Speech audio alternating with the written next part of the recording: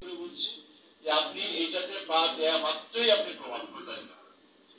তাহলে এখানে যে কয়জন মানুষ আছেন, আমি আজকে অন্তত এই কয়জন মানুষের কাছ থেকে শুনতে চাই যে আপনি কখনো এই ধরনের প্রলোভনে পা দিবেন না।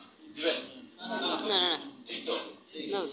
এই কয়জন মানুষ থেকে আপনি যদি আপনার পরিবারের মানুষকে আজকে অন্তত গিয়ে আমাদের তরফ থেকে এই মেসেজটুকু পৌঁছে দিবেন যে বিকাশ অথবা কোনো ধরনের ওটিপি চাওয়া সংক্রান্ত কোনো বিষয়ে ওটিপি আপনি সাথে সাথে মনে করবেন, সে যত পরিচিত লোক হোক, পুলিশের লোক হোক, ব্যাংকের লোক হোক, অথবা আপনার ভাই হোক, ওটিপি সংক্রান্ত কোনো বিষয় যখনই বলবে তখনই আপনি বলবেন না, সরাসরি না, ফোনটা কেটে দিবেন। পারবেন না?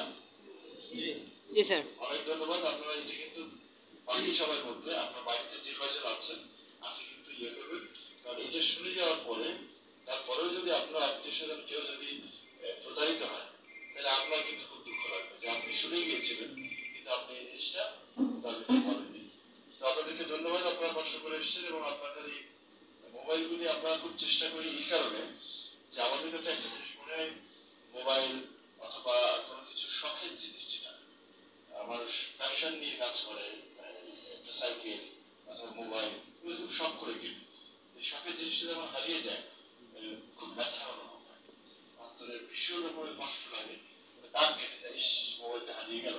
তো সেই জায়গায় আমাদের একটা প্রচেষ্টা হচ্ছে যে আপনারা মোবাইল ফেরত পান, পাওয়ার পরে আপনাদের ভালো লাগে। নিশ্চয়ই অনেকদিন পরে অনেকে পাচ্ছেন, 6 মাস পরে হয়তো অনেকে মোবাইলটা ফেরত পেয়েছেন।